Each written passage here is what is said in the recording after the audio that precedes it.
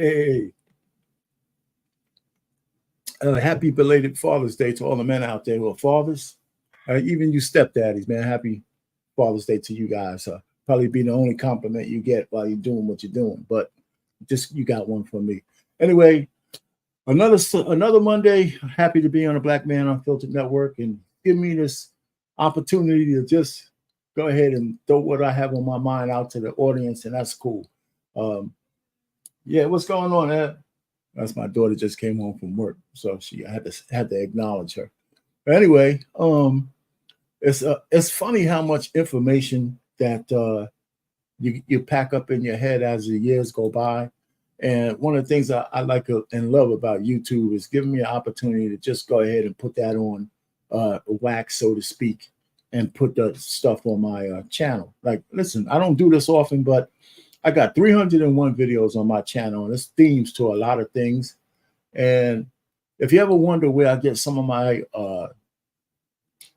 Monday topics from, I kind of did it from excerpts of what I do on my channel and being able to try to expound on that with the audience and get people to discuss them, as opposed to driving people to my channel. But anytime you want to go over there, subscribe and see the variety of things that I have.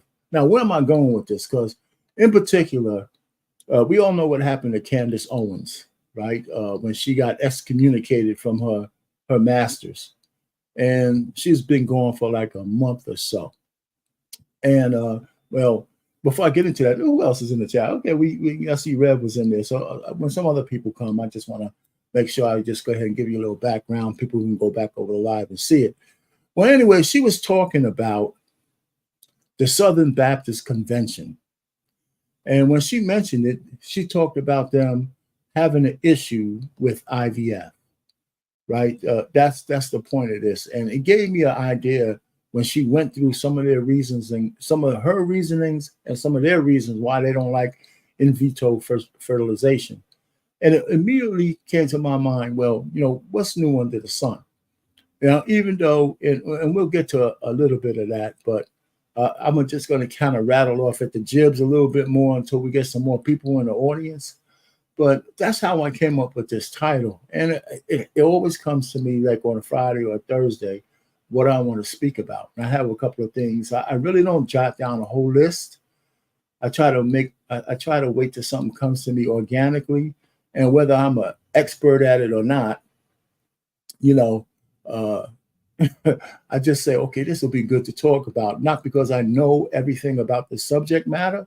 It's because I know people in the audience might want to talk about it. And I think that's even more important. So I just wanted to let you guys get a little background on how I come up with these things. So this one I owe to Candace Owens, and I'm glad she's back because I used to be an opponent of almost everything she said, but I didn't listen to everything she said. I just didn't like her because nobody else liked her. But once you start listening to some of the nuggets that she talks about, some of it is irrefutable. And when she brought down the Black Lives Matter shebango, the fraud that they perpetrated against the Black community, I said, you know what? How come none of our blackity blacks ain't talking about what they did to us? Right? The blackity blacks just let that go. So we got a woman who's married to a white man saying, you know what, Black Lives Matter and the socialists that run it are scamming us for millions and millions and millions of dollars. And they got away with it. They got away with it. So I kind of listened to her now. So when she came back, I started a series called Candace Owens Unleashed. And I think I'm up to the 5th copy right now. So I'm going to go ahead and do a lot of reaction videos to her besides the other things I do, because I'm going to just key on some nuggets. I'm keying on the IVF nuggets from one of her latest videos, just so I can prove a point on this particular live. Okay. So, hey, hello, Milani. How you doing? Rev, I see you in there. I know Black Man's here. I know a couple other people here. So let me just keep going.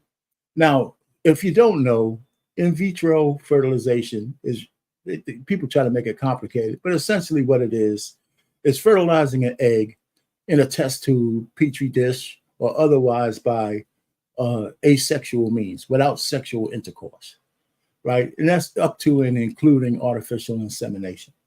And so when I put that thought process in my head, I said, well, what does the term "there's nothing new under the sun" mean in reference to that? And directly, some people say, well, it might not mean anything other than the fact that I think God intended us to be able to take the elements that we have that's been in the universe and been on earth since the beginning of time and manipulate them as we mature and grow in technology based on what we need. But in Ecclesiastes 1-9, right, chapter 1, verse 9, it states, what has been will be again. What has been done will be done again. There's nothing new under the sun. Now, a lot of us on the surface know that we talk about that a lot, right? We have phrases like, what's old is new again. We have phrases like, what comes around goes around. We have a couple of others like, history repeats itself, or the more things change, the more they stay the same. So that's kind of a direct, if you listen to some of the theologians, they kind of point to that. And I agree with all of that being true. I mean, we're not inventing anything new. We might manipulate it. But what about technology? How does technology fit into that bubble, right? Because the technology that we enjoy today, we didn't create anything. We just took what has always been available on the earth, and through innovation, through imagination, right? We've manipulated these things to satisfy our needs, right? So we didn't invent. We didn't create anything. We just invented and discovered our technology so our lives could be easier, better. But that raises another issue, right? It raises the issue of ethics. Is it moral and is it good? Is it amoral and or is it bad, right? And it depends on who is wielding the power at the time, right? So this is the kind of stuff I really want to get into, right? How does technology fall into that phrase? Now, let me tell you, and this is kind of early to get to it, and we could do it again, but I would like to kind of right now, what I just said this is throw up Candace Owens' clip, and let's just play it. I just want, we could play it again later if more people want to see it, but I want to play it right now because I want to continue on this thread that I'm on. Really to bring to you guys today, and it is a very sensitive topic for a lot of people. It's difficult for me to discuss it because I know people in my life that are going through IVF treatments, and I know these people are not doing it with any ill will in their heart, just with a true desire to start a family. Well, the Southern Baptist Convention formally passed a resolution opposing IVF treatments, and it's obviously caused quite the stir. And their arguments are simply that IVF technology regularly engages in the destruction of human embryos in the process. And of course, this is true. They are saying, quote, "We grieve alongside the couples who have been diagnosed with infertility or are currently struggling to conceive, affirm their godly desire for children, and encourage them to consider the ethical implications of assisted reproductive technologies as they look to God for hope, grace, and wisdom amid suffering, and be it finally." That is what their formal resolution states. Again, this is a very hard topic because, as I said, I have friends that are going through this process, and it's difficult when you are attached to a topic emotionally, like knowing how much they just want to start a family, to really think about the implications of what is being created with IVF and these things that are happening, these moral questions about the fact that, first and foremost, what it has done is it has allowed homosexual couples to have children. What do you believe in? Do you believe in that? Do you think that that provides the best opportunity for children? Of course, it is interrupting the natural biological process. It gives the state a lot more power, right, to decide when somebody can conceive. And my personal opinion is that it has become an industry that has so much immorality that is shrouding it. This is not to say, by the way, because I am sure people listening to this show have gone through this process, that you yourself are an immoral person because you want to have a family. But we always have to weigh things according to good and evil, right? How much good is being brought versus how much evil is being brought into the world. Obviously, the Catholic Church, which I'm a part of, is very strong on this. They have always stood against the concept of IVF. And I, in the beginning, before even thinking about faith many years ago, when I knew someone who was going through IVF, I thought, this is wonderful. This is an opportunity that science can help these people conceive. But then I got further in my thought and I got further in the study of history, and I've realized that actually it is science that is disrupting their ability to conceive. When you think about all the women that are having issues conceiving, there is a reason for that. So much of that is the natural result of the hormonal birth control pills that they are taking that is disrupting their natural body from working for years before they even get to the idea of whether or not they want to have children, before they even think about that. It's why I have dedicated so much time into creating the Shot in the Dark series. A great time. That's it. Yeah, that's it. Yes. So for those of you who are here, you'll hear Candace Owens using the reason of gay couples or transgender couples, and I say transgenders because transformers can't get out of my head, using IVF to have children with same-sex couples. Now, in my head, I don't think that that's a reason to deprive a woman and a man who are having troubles having a kid to do IVF. And there's a couple of reasons for that. Let's just stick on the IVF reasons. Listen, they have to harvest eggs to do it. I don't think that the technology of harvesting eggs in order to fertilize them later on for a woman and a man or a couple to have children is something that is ungodly. I think God gave us the ability to create that technology, and I don't think anybody has the right to spit on it. Now, whether some people use that technology to do something that is ungodly, well, that's between them and their maker. But that doesn't mean we should deprive the universe of fixing something that's broken, right? So to say that if a woman can't conceive, that's just her luck. Well, that means that if somebody can't see well, we should just let them die, right? Because 1,000 years ago, if you couldn't see to hunt, you're going to die, right? So the point is, I think the way we evolve, the evolutionary way we evolve to fix certain things, I believe is God ordained. I don't believe that God has a problem with that at all. He didn't want us to stay like Neanderthals for millennial upon millennium. So the IVF practice is, some eggs get lost in the process, right? So they're saying, you're destroying some embryos that are not viable by this process. Well, let me put it to you this way. Let's just say they harvest 20 eggs from a lady. If it's 20, I don't know how many they harvest at a time, but let's just say 20. And it takes 19, you go through 19 failures, but the 20th one, you get a baby out of it. Well, what you're telling me really is that if 20 months passed, 19 months, one of those eggs are going to be gone anyway. Right? If there's no sperm waiting for that egg in the fallopian tube going up to it, it's going to come out in menses anyway.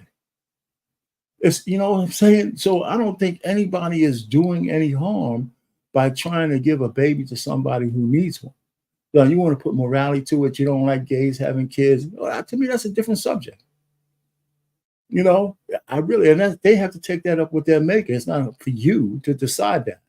So the fact is that if you use the excuse that eggs get damaged in the process, well, if no sperm is waiting for an egg, it's going to go out in blood flow every month anyway. So what you do in the course of IVF is save the woman 20 months, right? You save her 20 months of waiting for a baby, and 2 years older, she gets pregnant and has a kid, and who knows, that kid could be a world beater, right? Could have unbelievable potential on this earth. So technology is there for our benefits. When people misuse it, that has nothing to do with the technology itself from the standpoint. It has to do with the power of the people who wield it. You know what I'm saying? So that's what we have to catch up with, is ethics. Yeah, that's what we need to catch up with. But we can't thwart technology because a couple of Bible thumpers don't like it, or whoever else doesn't like it. The other thing she talked about was the pill. She talked about the birth control pill. Now, that's a stronger argument, right? That is a stronger argument. The birth control pill has been a bane on society. And a lot of people don't realize that just because men loved it, men invented the damn thing. So I think there were some nefarious reasons why the birth control pill came up, but they won't say that. It unleashed women so men could have sex with them indiscriminately, right? And so here's the insidious part. The insidious part is nobody told women that hormonal birth control pills are going to drive them batshit crazy, right? I mean, it damages women. Like I've heard so many stories and stuff about a woman on the birth control. She falls in love with a man, but as soon as she gets off of it, she said, "Who is this asshole that I married?" Because her hormones start to come back into shape, and her mind processes change. And for all the other reasons why the birth control pill wasn't good was one, that it promoted sexual activity in young girls. Right? Because women and here's where you guys got to get the shit off the baby boomers. The people, the women and the men especially women from the silent generation, gave their teenage daughters birth control pills, even if they weren't having sex. Right? So your teenager, remember, the pill came out in 60.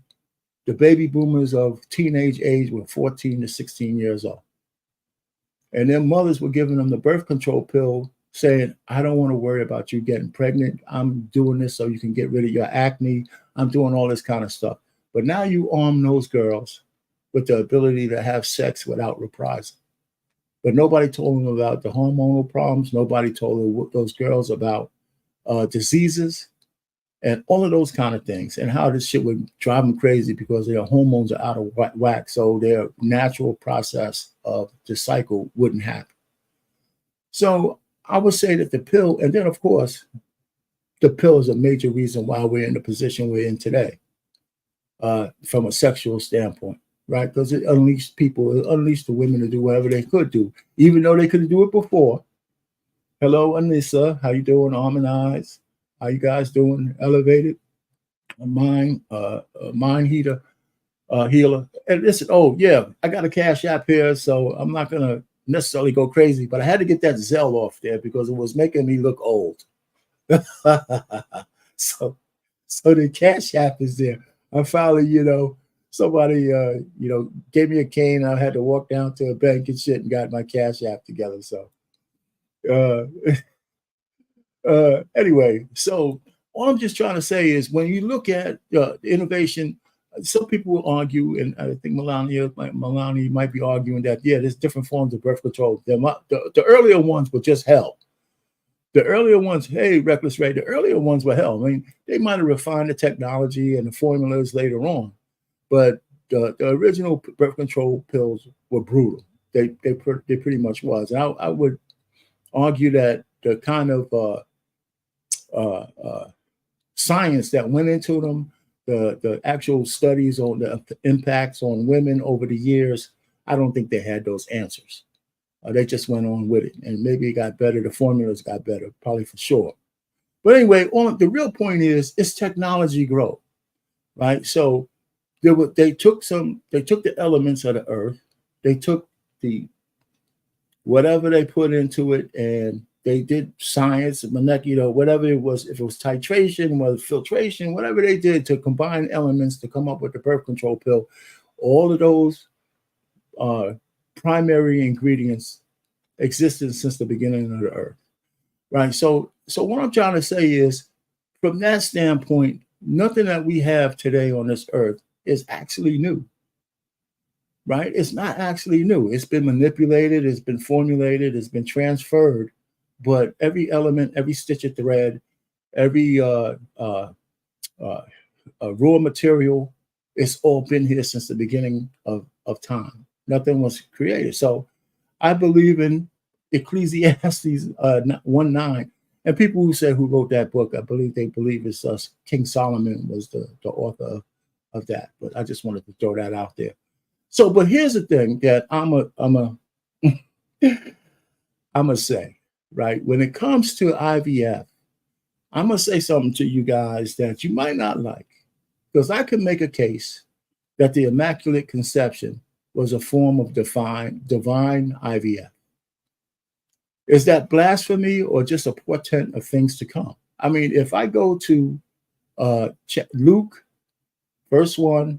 chapter 1, verse 35, right? That's right, black man. I can make a case that the divine pregnancy of the Virgin Mary was Immaculate Conception, was a divine IVF procedure. And I can tell you why, right? It could be blasphemy or it's a portent to things to come, because let me connect the dots for you.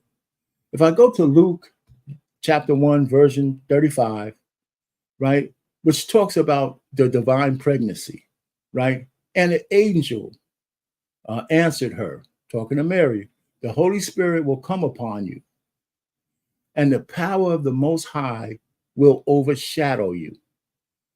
So the Holy One to be born will be called the Son of God. So when I look at the divine, the Holy Spirit, the Most High will overshadow you. To me, they put her under and performed the procedure, whatever it was, and they impregnated her without sexual activity. It was an asexual reproduction. She was a virgin, right? So before you go crazy, I say it might be a portent of things to come, because what IVF now is that we could take virgin women who have never known man, and we could artificially inseminate them, and they could have babies without ever having sexual intercourse with a man. So is that a portent of things to come? Can we point to the Bible and say maybe they foreshadowed this? No, I got some more for you. If you go to chapter 1 of Luke, right, and you go to verse 37, it states, "For with God nothing shall be impossible." Right? So a lot of people interpret that to say, if you believe in God, all things are possible and all that kind of good stuff. Well, that could be a true interpretation. But I interpret that differently. It says, because God exists, nothing shall be impossible. Not whether you believe, not this, because God exists, nothing shall be impossible. Now, let me tell you, it doesn't say nothing is impossible, right? Because if it said nothing is impossible, it gives a connotation of currency, something. When I say current situation, nothing is impossible right now. But it says nothing shall be impossible. So it says that not only is nothing impossible now, there's nothing impossible in the future. So to me, that's a message to man saying, you have no idea what you're capable of, because God exists. And when you need something, or when you innovate something, and if your imagination and your desire is big enough, you can take the elements of the earth and you can formulate something that has never been done before. And we've seen that play over and over and over for millennium. For a millennium. So I ain't making this shit up. I mean, so here we have 2 verses of the Bible saying, it could be God-given that we do all the things we do. Now, where does the ethics come in? Well, the ethics come in on how we wield that stuff, right? We know about the pill. What about the atom bomb, right? Can we say anything good about that technology? Well, what came out of it, we found out that you can use nuclear fuel to generate electricity and do a lot of other things that came out of the research of making the most destructive bomb that ever has been known to man. But what's insidious about that is that we used it, and we justified using it, and people will argue to the death that saving 1 million people is better than deleting 200,000 women and children, right? So, yeah, if you're comfortable with that, and some people are, if you're comfortable with that, that means The reason why we have such a fear of the bomb falling in the wrong hands is because anybody could justify anything to serve their own purposes. Anybody could justify anything to serve their own purposes. But should we have that capability? Well, where has it brought us? Right? What keeps us from blowing ourselves up is not some divine inspiration or anything else. It's mutually assured destruction. So our whole world is sitting on the precipice of the men and women in charge. Right now it's men. I can't imagine when it's women, and it's coming. The only reason why we're not extinct is because of mutually assured destruction. Nothing divine, nothing. It's a thin thread. So again, should we say let's get rid of all the bombs? Well, we tried that. It doesn't work. So all I'm just trying to say is anybody who has any opinion for that, we could come up and say, what do you think? How do you think technology shapes the way we are? Is it bad? Is it good? They made a milk. Yeah, you know what? They could come out with all the male contraception they want. Men ain't going to use it. I mean, not the rank and file men. They ain't going to use it, especially if it talks about shriveling up their balls and killing the sperm through some kind of means. It's not going to happen. I could tell you that. I could tell you that. It might sound good, but that shit ain't happening, man. You can stop it. No, I can stop, man. I ain't stopping anything. I'm telling you got to know the nature of men. We ain't going to use it. Not in mass. Not in mass. Just like vasectomies are there too. But men ain't taking to that shit in mass. It's just not going to happen. So I got one for you before we play the other clip. Matter of fact, maybe we'll, BMU, play the other clip so we can get the clips out of the way. And then anybody wants to see one of those things, we can come back to it because it talks about technology and where this lady's head is at. Now, she's kind of hokey because she's a truther, but, it sounds good, my man. Elevated. I didn't mean my man, but elevated. It sounds good, but it ain't going to happen. And I'm not surprised that a woman is trying to push that. Men ain't going to do it. You might find a couple of guys doing it, but we ain't going to take no shit that stops the sperm from doing anything. We want that shit to shoot, man. It's just as simple as that. I hear you. But hey, listen, it's worth a try. So BMU, if you're back there, Black David, throw the second video on. So let's play. We are at a point in time where we have so much technology that we're getting to the point that I don't know what's going to come of it.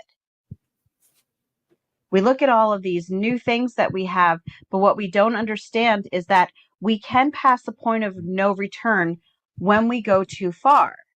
And in fact, even though I'm here recording this on a laptop and I will very often watch videos on my own cell phone, I do think that this was the beginning of not the end, but it may be the end of whatever age we are in now. Now, when I'm saying age, I'm not saying that it's going to come to an end of an age as in the cosmic age, but as in what is called a turning, which I'm going to get to in just a bit. One of the things that has so many of us baffled in the truther community is the ancient architecture and what seems to be ancient technology in the past, when we are constantly told that we are smarter, we are more advanced than those in the past. But what we actually see around us, that doesn't seem to be the case. And so many of us have been trying to figure out how this could possibly be happening, why it could possibly be happening. And if you think about the fact that the earth will remain forever, the generations will go on forever and ever, in my mind, I'm thinking, but if we are where we are now with cloning, with transhumanism, with microchipping people, with putting these microchips in jabs. When is it going to be too much? How far are we going to be able to get if the generations do continue to go on forever and ever? And that is when I started to think about what we call the resets. We have these periods with this beautiful advanced architecture, with people who seem to be kind of misplaced, but at the same time, they are much more, I'm going to say, dignified than what we are now. They seem to have things at that point in time, they seemed to have just been much better put together. There, you didn't see trash everywhere. Everyone just seemed to be able to control themselves, not in what we see today. We definitely do see society breaking down today. So this is just showing the clones that, we all know are happening right now, even if they say that they are not. And we have AI now. So now we're at the point where AI can be used for anything. AI can be used for photos. We're getting to the point where we can't even tell what real photos are. AI is now being perfected so that they can make actual movies about it. And so what is wrong with the AI movies now? I think right now there are just some issues with the hands, but trust me, they're going to be able to take care of that. And yes, we do have people that, I'm going to say it, are insane enough to have technology put into them. All right. So I have a few questions, and anybody wants to come up and let's just discuss them because, listen, my first one is, do you really believe that we are going too far? Are we there already? I think we haven't gone far enough because we waste too much of our money on war and death and destruction. I think we should already have a base on the moon. I think we should already be traveling towards the stars because that's where we should be well on our way to colonizing the universe. At least parts of it that's close by. These missions to Mars and those kind of things.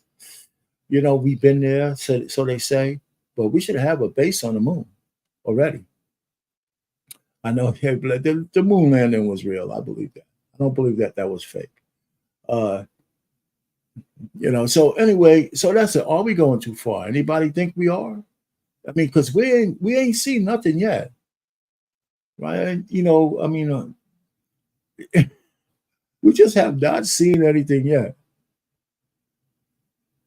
Yeah, you know what, BMU? I mean, we can duplicate it, but it would be too costly to do because of the grift that goes on and the way things work in politics and spending money. We can't even build certain bridges that we have built in years ago. We couldn't do the Chesapeake Bay Bridge again, the one that goes above water and underwater and back over. It probably would take $1 trillion to build it because nobody does business on the straight up and up anymore.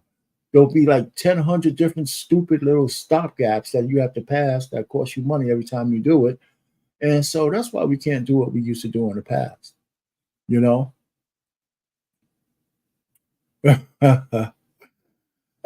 man, listen, you know what? You sound like the lady. She says she's a conspiracy theorist. So there's a whole bunch of us out there. So I hear you. I hear that. I don't know. Maybe the flag kind of moved because they walked past it. Who knows? All right. So let me. So listen. So I don't know. Did we go too far? Anybody have any ideas on that one? She mentioned that we're not more advanced than the people of the past. Well, that's not true. Of course we are. Of course we are in a lot of ways. But again, we couldn't reproduce some of the things they did because of the bureaucracy that we created.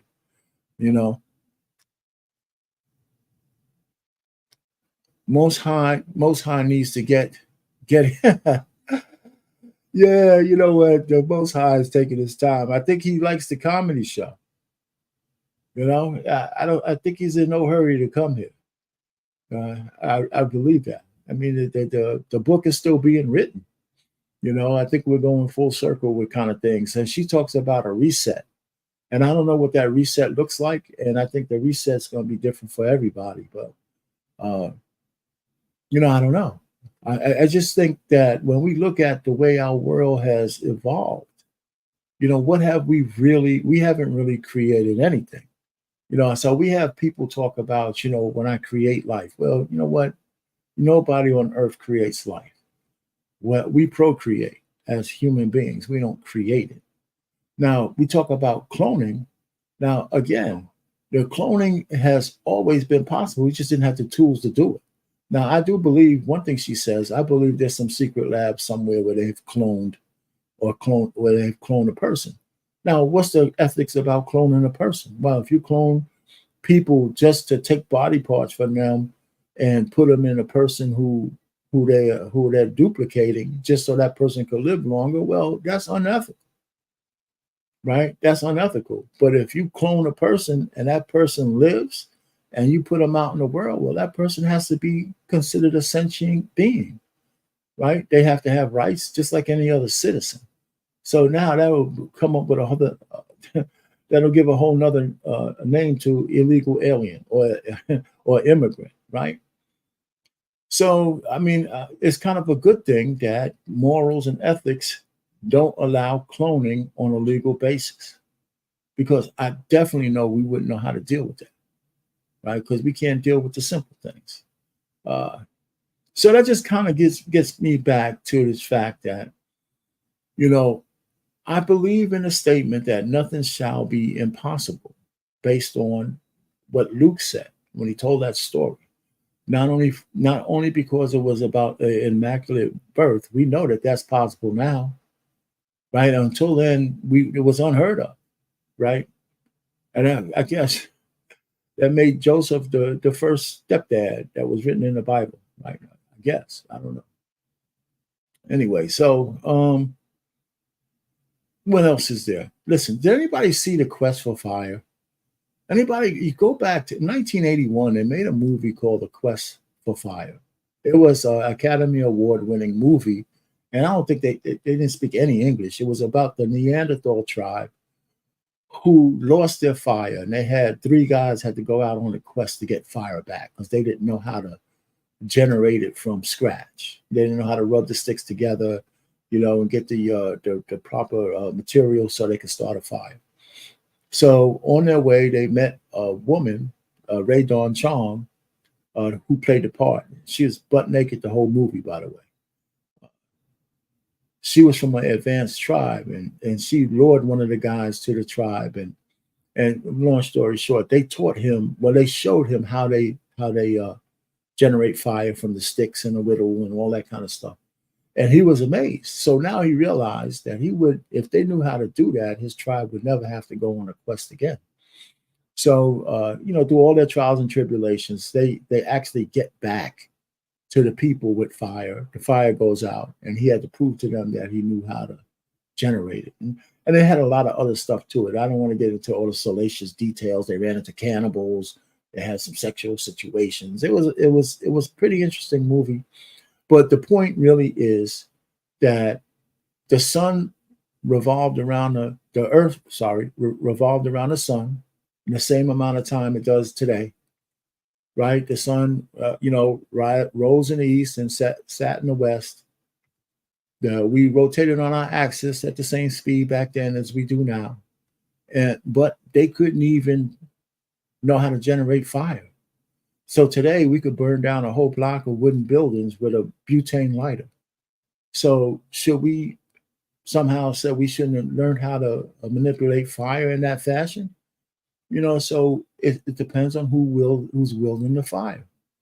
But the movie Quest for Fire is a good one, but it tells you how we evolved from Neanderthal to where we are now, and the world's still spinning. The sun still rises and it sets, and we move on. So how do we reconcile our progress? Does it bring us closer to God, or does it take us further away? Now, I believe that every innovation that we do is ordained by the Supreme Being. Not that he blesses how we use it. It's just that he says, good, my faithful children, you learn something new. right? You took what I gave you, and now you're actually knowing how to use it. It's been sitting in front of you for millennia. All right. So, I mean, so when I get into these conversations with people, and it seems like nobody really wants to talk about it now, is that, you can't be afraid of technology, right? Because necessity was one of the reasons why we invented things, why we could cure diseases, why people who need glasses, aren't just left to fend for themselves so they can't see their way around the world. And 100, maybe 500 years ago, that shit might be a death penalty, a death sentence, right? So imagination is a key to innovation. And we have a lot of imaginative people. So so every time I hear people from like the Southern Baptist Convention, they don't like the technology because some people, a small minority of people, can use it for something they don't agree with. That's really what it is. If it's a technology they agree with, they wouldn't be coming out against it. But it's a technology they don't agree with, right? So I believe that a woman should be able to take a birth control pill or whatever she wants to take. However, there's got to be an understanding that goes along with the use of that pill. What happens to a woman's hormones? Now, the pill might be updated by now from the original pills that came out, but it's still a pill that changes your hormones, and there got to be after effects and side effects for that. And there's other kinds of contraceptives, but they're against all kinds of contraceptives. Now, how can that be smart, right? People need to protect themselves because when those kids come, nobody's clamoring to come take care of the kids, not especially from the conservative side. So how do we, reconcile where we are and where we want to go? Anybody want to come up to discuss that? I saw Ray in the thing, so he's going probably. Any ladies want to come up and defend or talk about IVF or contraceptive from that standpoint, or technology, how it impacts you, or how you think it might impact you? I'd appreciate that.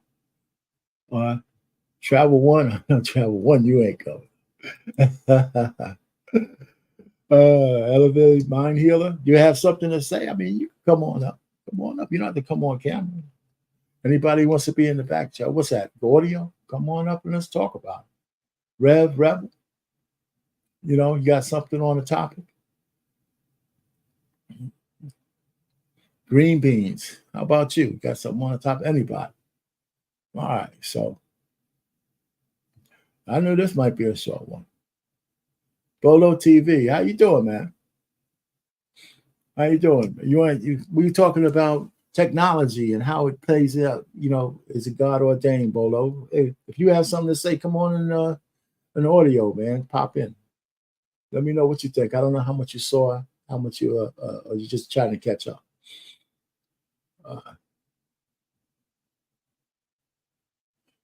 No, you're not too late for a discussion. We could always backtrack if you want to. We got a little bit of time before we go Monday Mayhem. That's at 9:30, so we got a little bit of time. So if you want to come up, you could come up. Green beans, I'm sure you could catch on. This is not such a crazy topic. It's just about the question is, what do you think about technology and the ethics, and is it something that we have to be concerned about because it's against nature, against God, whatever it is? I mean, whatever you want to put on there. All right, so that's cool.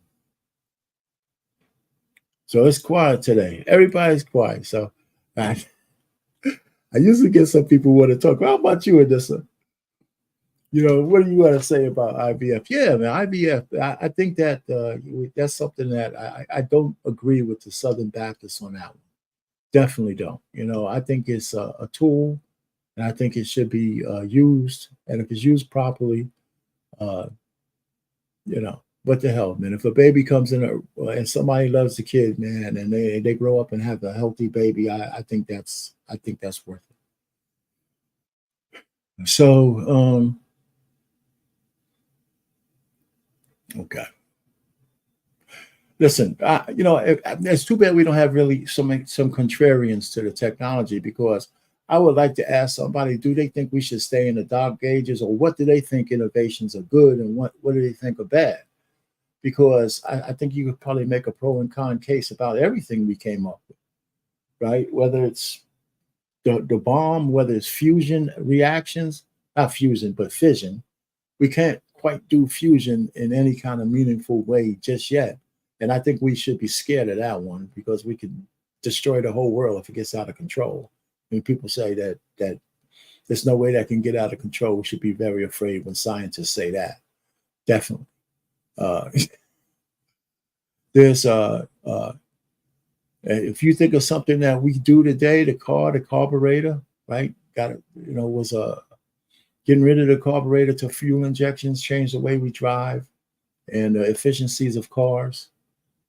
There's a lot of different things that happen, that's just all innovation, just to manipulate the electronic cars now, the lithium batteries, and making stronger batteries and things of that nature. Who knew lithium was going to be so important, later on in our technology? Okay. So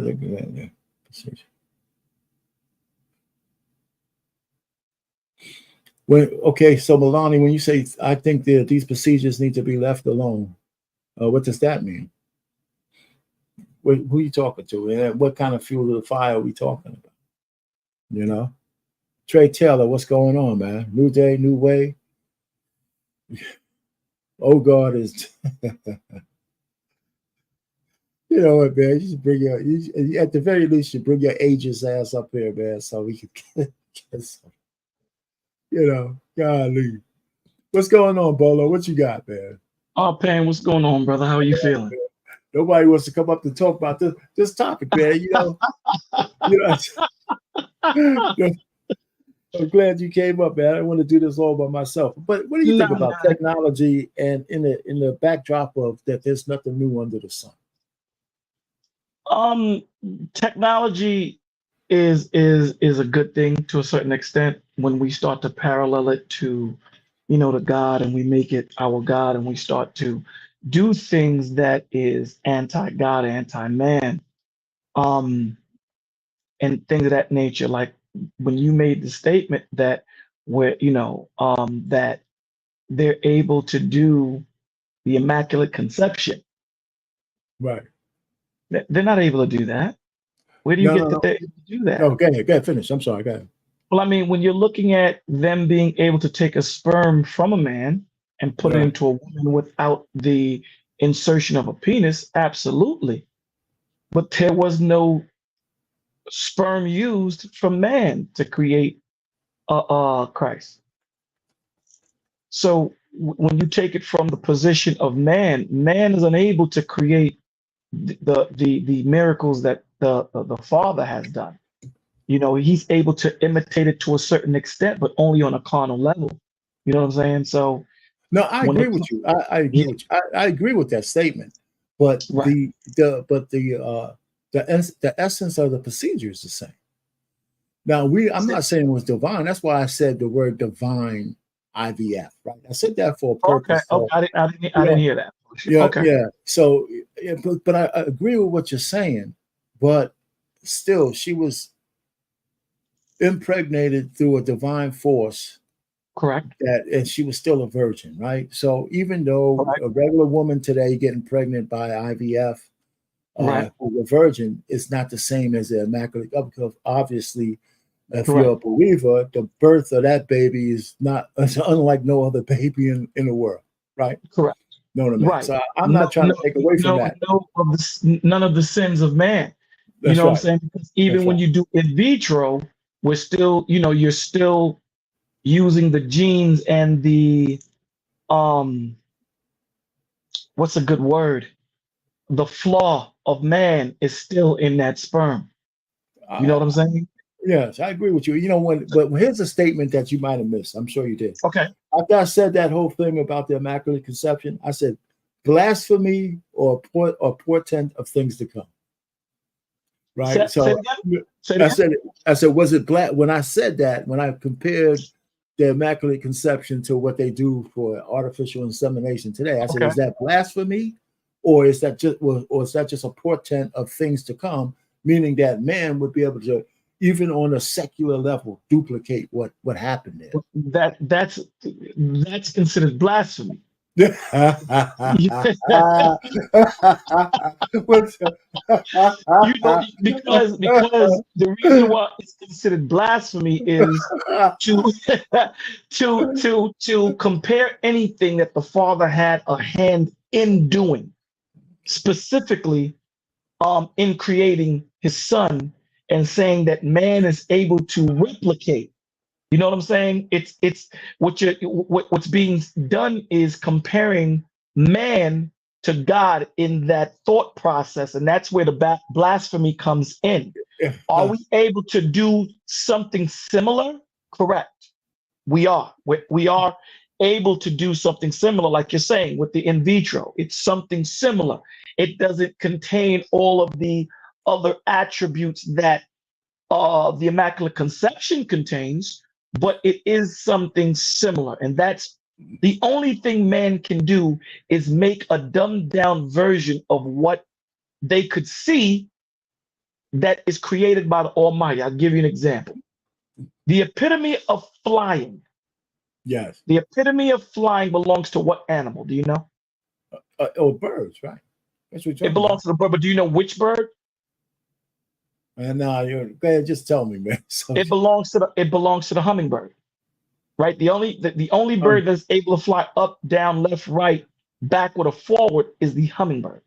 yeah, I can see that. So man will try to create something like that. So they will take their hints and take their inspirations from what they see is already flawless, if that makes sense.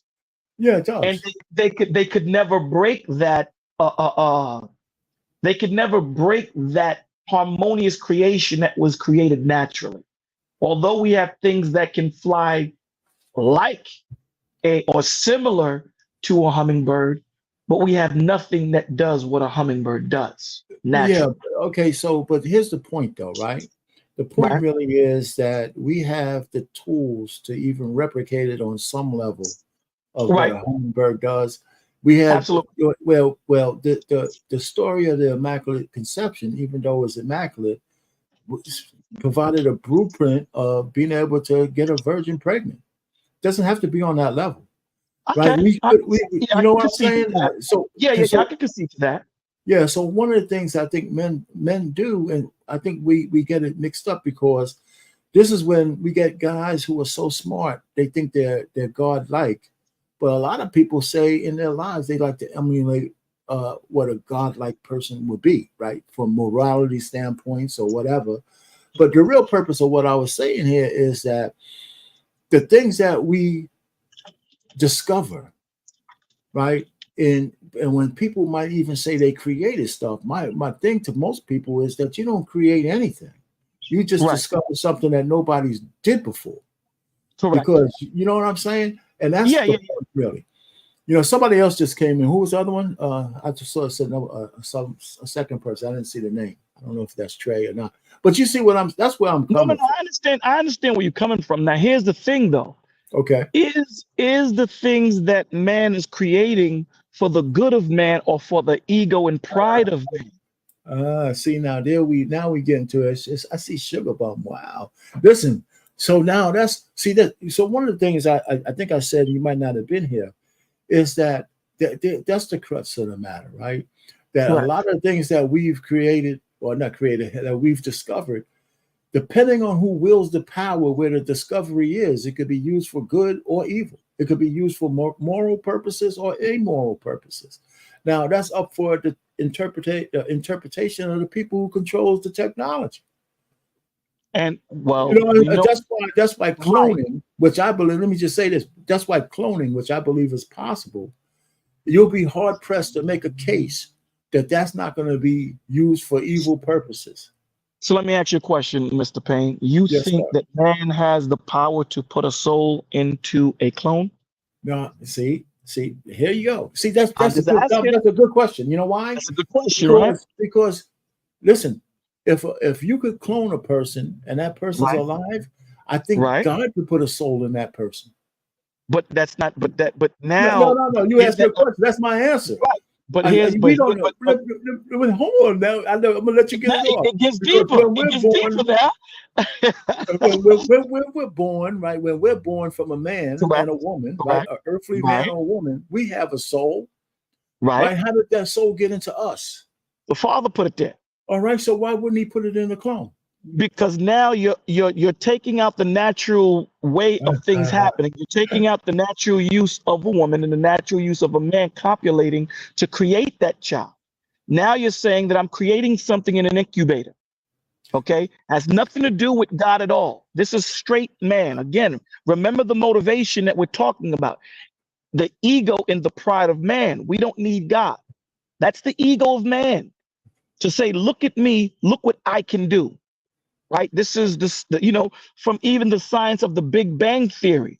It's never been proven. That's why it's called the Big Bang Theory. But right. yet people swear on it.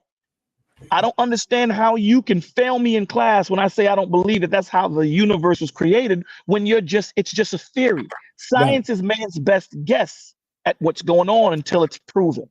So when you're saying that, I get your point when you're saying that if man can create a clone, why can't God put a soul into it? Right. And now we're going into the motivations of creating that clone. Now we go into it's not done naturally. This is done. Go ahead, finish. I'm sorry. No, this is done outside of the scope of God. Right? God didn't have a hand in it. I don't. So, well, I disagree from the standpoint that the fact that we could clone to begin with is something. Right. I don't think we can clone either. So what? I don't think we're on that level of cloning people and putting the soul into it. I don't think we're there. No, we don't put this. We wouldn't be putting the soul. Humans wouldn't be putting the soul in. But what I'm saying is, I think there's strict rules against cloning because I think they already know that we can do it. It's just not going to. I believe the procedure on doing it. I think we already know how to do it. So, but the fact is that the technology might be there, I believe is God ordained. Or else we wouldn't be able to think of something so crazy. This doesn't make us God, but the reason why the countries and the people won't allow that to happen is because we definitely will misuse it. I think it would definitely be misused. So I would be. I don't decry the technology. I just don't think we're ethically mature enough to have clones. But. You know what I'm saying? But I don't disagree with you taking your position. Hey, so we got Trey Taylor on too. When you get a chance, Trey, you could chime in. Go ahead, Bolo. Finishing. Go ahead. Let me ask you this: do you believe? Because I've seen that black man said that he doesn't think that we've ever been to the moon. Do you believe that we've been to the moon? I believe we have. How come we've never been back? The politics. Okay. Well, you know that there are NASA scientists that say that we've never been out of Earth's lower orbit. You know that, right? Yeah. I hear all of that, but okay, one way or the other, I don't spend any. Well, I wouldn't argue with. Listen, somebody doesn't believe we went to the moon. I wouldn't argue against them because I can't prove that we got there. Okay, good. I mean, I wouldn't. I can't. So it would be like a useless argument if you don't believe that. I got you. But Trey Taylor, what you got, man? Where do I start? When you start out like that, man, it's gonna be interesting. Go ahead, man. No. I mean, listen, everybody's entitled to believe whatever they want to believe. I have an issue when you believe that your beliefs are better than the other person's belief. That's the issue here. And while we're talking about things that can be proven and not proven, I've been to Israel, been to the River Jordan, the Sea of Galilee, Jerusalem, Bethlehem, the Western Wall, a lot of places. Even there, they talk about none of this stuff, none of anything can be proven. We can't even determine what God actually looks like or what Jesus actually looks like. There's all types of different types of pictures. Can't be proven. But let me tell you what can be proven is that sperm came out of a man, was put into a plastic bottle, was frozen at a certain temperature, was taken out of that freezer and put into a woman, and life came. We can prove that. That can be proven. So again, this boils down to what you believe. I have a hard time believing that these same scientists that are thinking about cloning people, how do we know that they're not God-fearing people? The scientists. How do they know that? How do we know that they don't believe that God told them to do this? It's a belief. Now, whether they're right or wrong, well, y'all can argue that amongst yourselves based on what the Bible says. But I think the problem is a lot of the times first thing you want to go to is God this and God that. Well, if I take a look around, it ain't looking too good. To me, it looks like Satan's winning. If I look around my environment, it looks like Satan's got the upper hand right now and is winning. So it's all down to beliefs. As far as I'm concerned, technology is a good thing. We wouldn't even be having this conversation if it were not for technology. Technology has made my life easier. It's a lot of things that I would have had to do. I would have had to take the long way in doing. It's made it easier. I don't know if you saw this. I meant to send this to you, Payne. But the Apple technology now that can do the math for you. Did you see that? I heard about it, but not in see. Yeah, you write out the problem. Let's say you write out 2 + 2 = 4. And then when you write the equal sign, it puts 4 in there for you. It actually does the math for you. So it's, could that hurt? Yeah, probably will hurt the younger kids, right? Because they probably won't know the mechanics of addition. But that's why I'm saying a new day, a new way. A lot of people, they won't have to refer to do it the old-fashioned way. They will grab their piece of technology. That's how a lot of things are done now. If anybody noticed the difference in concerts, you go to a concert back in the 70s and 80s, you didn't see a whole bunch of people holding up Polaroid cameras. Go to a concert today, and you're going to see a bunch of people on their phone, holding their phone and recording the entire concert. Just things have changed. It is what it is. And I don't think that it's necessarily a bad thing. I think it's just an adjustment from the way we used to do things. I agree with that. Listen, the pandemic proved that technology saved the country from going crazy. When they split everybody up into those silos that we had to be in, if we weren't as advanced in technology as we were, where we could at least connect from person to person and stuff like that, I think people would have been apeshit crazy being in a house. Might have been a revolution. Well, let me show you the negative parts to all those things too, though. Go That, ahead. because it sounded like we were just getting the positive parts. The negative parts is the lack of communication of people speaking with each other. It's the lack of communication of people having real relationships.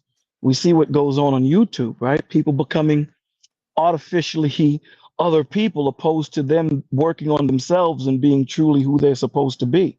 So although technology can be a good thing, we have to look at the motivation that this technology that's being created is being used in. So when we say that Satan is winning the upper hand, is he truly? Because when I read the scriptures, and it sounds like YouTube brothers do also, or at least Reddit, Satan doesn't sound like a dude that's out of order. Sounds like he's doing the job that he's supposed to be doing, what he was created to do. His job is to get man off cycle. That's his job. We seen that in Job chapter 1, verse 7. He wasn't disrespectful to God. In fact, he was asking God, can I put my hand on Job? And the Lord said, no, don't touch him, but touch his family. So at the end of the day, we have to look at it from the perspective of who is running the earth. Like he said, it looks like the devil is winning. So the accomplishments that man are making, are they being used for the benefit of man in the bigger grand scheme of things? Because we got a lot of kids that are not going to get therapy because they go to the internet now to seek for help.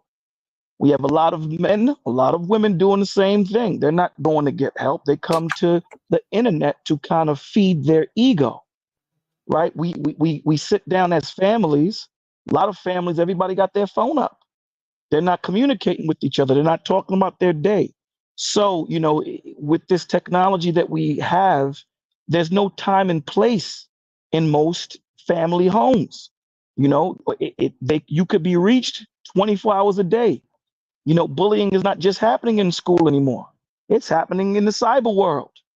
So not only do you get 8 hours of bullying, now when you go home, I can reach out and bully you there. In this internet world that we know, nothing disappears. It's forever, right? In that world. So, we have to look at the bigger picture opposed to just taking a snapshot. We got to think panoramically. Yeah, but Bolo, what you just said though kind of proved Trey's point. What's that? The What's biggest, that? the biggest grift that the devil has is trying to Right. convince us that he doesn't exist. So the point really is that a How lot of did I stuff prove is his just point by saying that? How did I prove his point? If well, anything, what he was saying let was me let me because the because you go because ahead. you because you said that he's doing his job. I agree with you. He is doing his job. He's doing it so oh, well that he's winning. you got some air But coming in. but here's where you guys are wrong in the aspect of this, of Satan saying he doesn't exist. I didn't say Any he place doesn't. you look, Nobody said that. no, hold on, listen to what I'm saying. What R. Payne said, that his greatest deceiving was to say that he does not, he doesn't exist. That that there's a lie, there's a myth. When we look at society, they push Satan. When we look at society today, in the music, in the movies, in the drinks, everything is pushing that. So he's not behind the scenes like he was in the 40s, in the 30s. You ain't got to go to a cult meeting at 12 a.m. to see him anymore. You got all of these superstars putting out the cult symbols, putting out all these different Osiris symbols, all of these things that at one point you had to go sacrifice something and go into the deepest, darkest cave to find. You ain't got to do that no more. They're Yeah, pushing it out. So he's yeah. winning. So No, he's not winning. It's what we call in the scriptures the wheat growing with the tears. That's what it's called. Those that serve the Father are going to see that and see it for what it is. Because what is the main object for Satan to push? Man's morality, to do whatever you want, do as thou wilt, right? That Aleister Crowley thought process. Do you? You know what I'm But saying? Bolo, Yeah. Bolo, Yes, sir. Yes, sir. we're in violent agreement, Bolo. The point really is that the conduit that he's using is so all encompassing. The people who want to do right are being smothered by it. Like this, we could take all kinds of examples. I mean, if we talk about the black person's or black woman's image around the world, we got a lot of great black women, if you ask me. But that's not the Right. image that's being professed around the world. I Right. agree. So black men, they spent a whole lot of years telling people that we're just fucked up guys. And that's just Right. not true either. So I what I'm agree. saying is, how do we break through? And maybe we could elevate this whole thing. How do we break through so where the good message could get through? And right now, it's not getting through at any level. Well, we have to come to Well, the it's realization. not getting through sufficiently at the level Right. it should get to. I mean, let me say it that way. We have Right. to come to the realization that, unfortunately, a majority of people are not going to cling to this thing. It's going to be a minority of those that see the truth, of those that understand the truth, of those that have that truthful spirit. It's not going to be a minority. It's never been in history, and it never will be. Right? So you have followers, you have those that beat the path, and you have those that directly go against what the truth is. Those are the three types of people that we have on this earth. So, when you guys are giving out that message of being a better father, being a better husband, being a better man, and going out there into the communities and being that example for these young men that need it, and being a good father to your children, and having these women be better women, having these women understand their position in the home, that under God we are created equally, but when it comes to purpose, we are not equal. We are not equal when it comes to purpose. Okay. So having them understand that, only a certain handful of people are going to understand that and want it, and they're going to gravitate to it. So I've learned to hold on to that this is not for everybody. Everybody don't want truth. Everybody wants to do their own thing, because when you're dealing with truth, you have to look at yourself first in that mirror, and you have to self-reflect before you outwardly reflect. And a lot of men and a lot of women don't want to do that. It's easier to blame R. Payne or Trey. It's harder to look at myself and say, what dysfunction did I bring to this conversation, and kind of retract it and say, you know what, you brothers are right. It's easier to say you guys are wrong. No, I hear you. Trey, you got something else? At the end of the day, this is going to have to come down to the old-fashioned war. It's beliefs versus beliefs. At the end of the day. Yeah. And unless you are ready to suit up and go to war, there ain't no need in talking. Because this is one of the reasons why we can do a lot of the things that we can do, because not everybody's just talking. At some point in time, that's why I love boxing. I love boxing. I love the MMA. I love competitive sports. At some point in time, the talking's over. We're done talking. We're going to go out and go find out who's better. Whose truth is the truth? That's what we need to find out. And I know people, oh, we don't need to be violent. Yes, we do. We need to figure out whose truth is truth. If your God is better than what other people believe, then we need to find out. And unfortunately, until then, it's just going to be constant talking, back and forth, back and forth, back and forth. And yeah, you'll get some people to convert. They'll come over to this side, and some people come over to that side, and you'll have that. But at the end of the day, that's what it's going to take. Two countries don't like each other. Let's see who's better. You versus me. And you know what the crazy thing about that is? You're absolutely correct, my G. You're absolutely correct. So, this is why we say gird up. Gird up. Because sooner or later you gotta ante up. You're absolutely right. Everyone can't be right. Someone has to be wrong, and there has to be a penalty for you being wrong. You're absolutely 100% correct on that. Yeah, I don't have no argument with that either. But so let's just keep going. What about artificial intelligence, which is in front of us now? And I know, Trey, you alluded to it. It's gotten to the point, how do we control that? Because right now, we don't even know whether what we're seeing is real or not. Right? Unless somebody comes out and denies that they can make pictures, they can do anything they want now. And it's only going to get worse. What do you think about that? You know how I see AI, Payne? I see AI as a wildfire. The only way to stop AI was to prevent it from happening in the first place. I think we're too far gone now. We're at the point where machines, they've programmed and built these machines, the AI technology, so that they have machine learning. So every day, every time something happens, they're learning, they're getting smarter every day. And I think now this is a wildfire, and it's uncontainable. We can't control it. It's done. And the sad part is it's going to continue to spread. You know something, Trey? You know where we went left on it, I believe? Where? I believe we went left on it when we made it self-learning.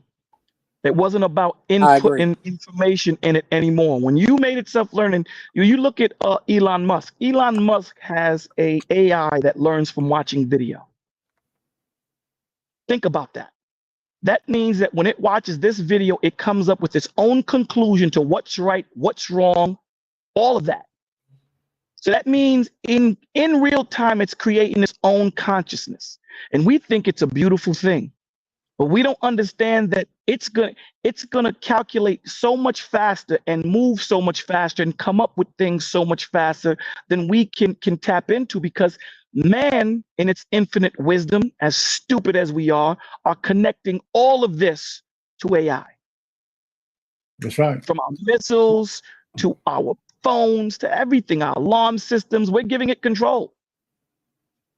Well, I told you, Payne, that the AI technology they're using now uses your Wi-Fi to be able to look inside your home. Absolutely. They can look inside your home now. Listen, I like technology. I think it's worthwhile having, but obviously anything in the wrong hands is a bad thing, right? And that's the key. But the issue is what's wrong? Because I'm gonna tell you this, as a former police officer, if I needed to go raid a house, I would love to have that technology. I would love to know what's in that house before I go in there, right? You guys don't know this, but when I was I took a few college classes. We had to study about a blimp that used to take pictures like every second. It was a blimp in the air, and it would take a picture every second. And this is how they kind of solve crimes. And they solved one of the biggest cartels in a South American country. They used this blimp. They actually used it in, I want to say, Dayton, Ohio, too, and solved a bunch of crimes there. And it would take a picture every second. And so when they had these like robberies and stuff that happened, they would go to this blimp and literally piece it back together, and they would just sort of follow the trail. Right, it was like a Hansel. I heard about that, Trey. I heard about that. It would be in grids. They would be in grids. Yep. Yeah, I heard about that.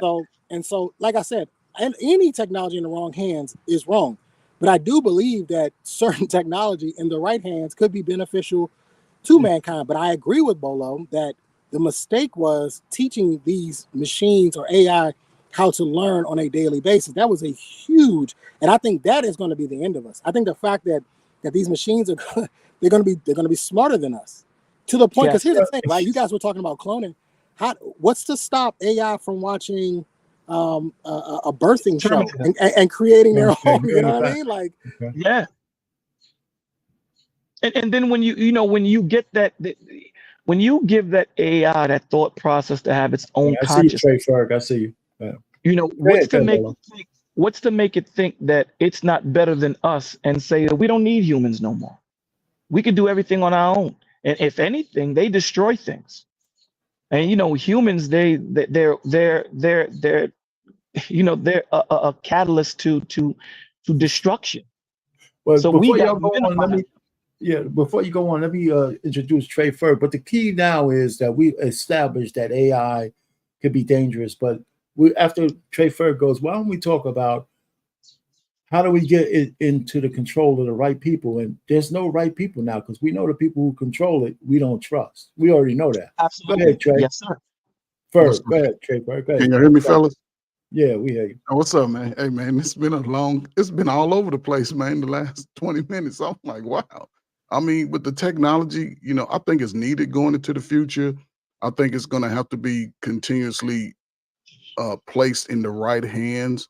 I don't think enough of the younger generation are taking advantage of the growth of the technology. We play in the technology. We're not really diving into it and coding it to sort of work in our favor, because I think Brother Bolo mentioned the fact that replacing humans. No, it's going to replace us poor Black people.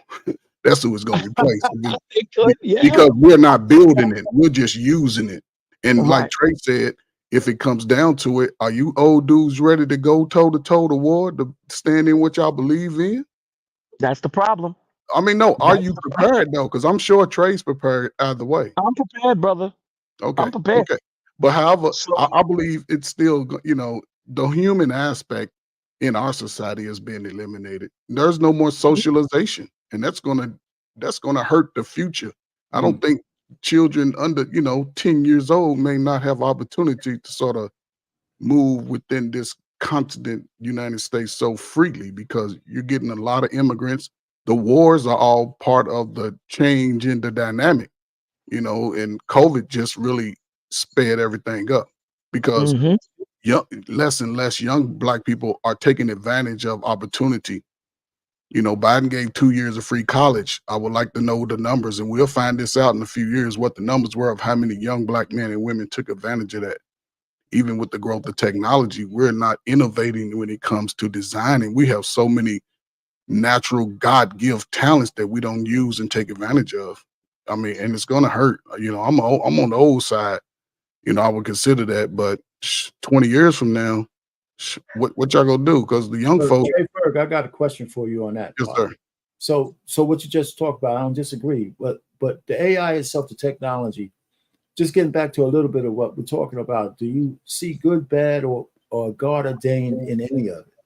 I see all of it, the good, the bad, and the ugly. However, what about from God? Is it the fact that we have been able to move technology to this point? Is that just man-made, or is it because we've been put here to be able to do that? And I think that's the problem.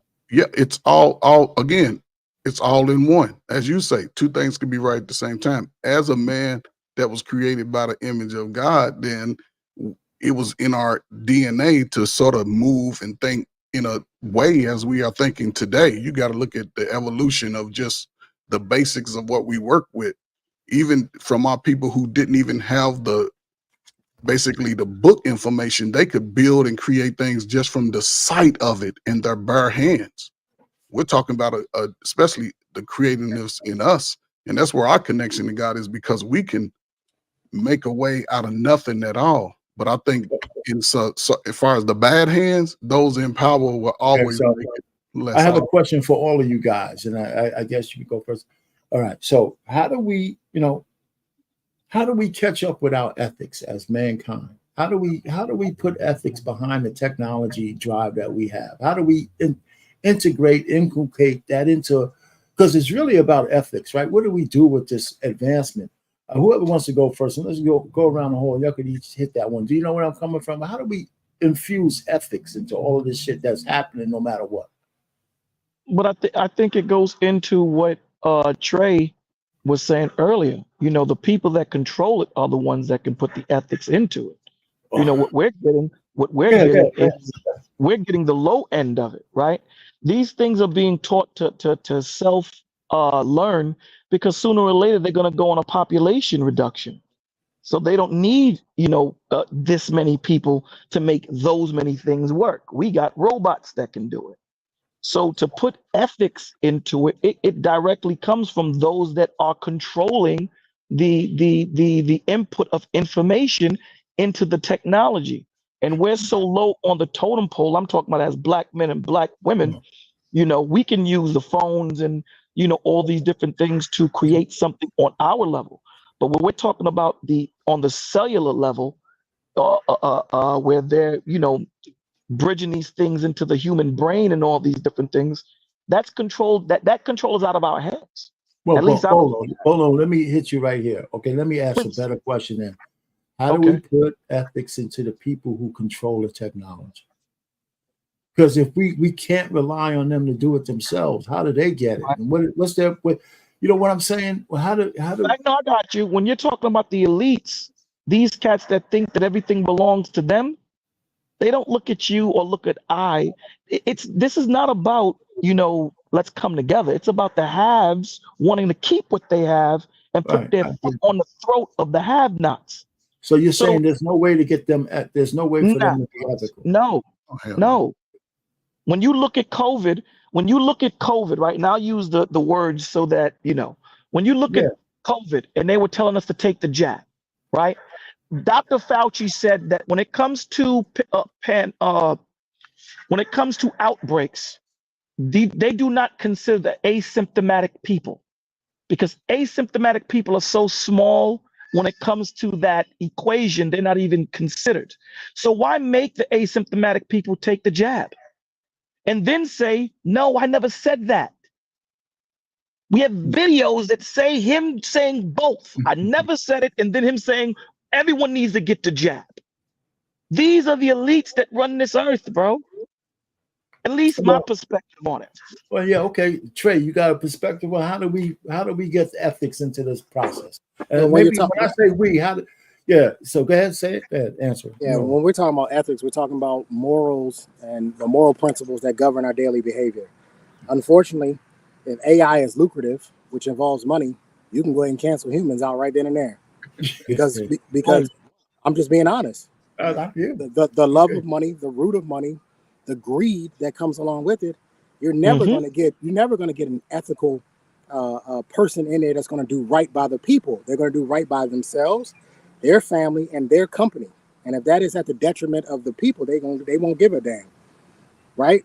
And then once you get the money involved, well, when you got money now, we're talking about politics, and we know that politicians are puppets; they can be bought off, right? So now they can start to implement laws that are beneficial to those who create AI technology and have AI technology.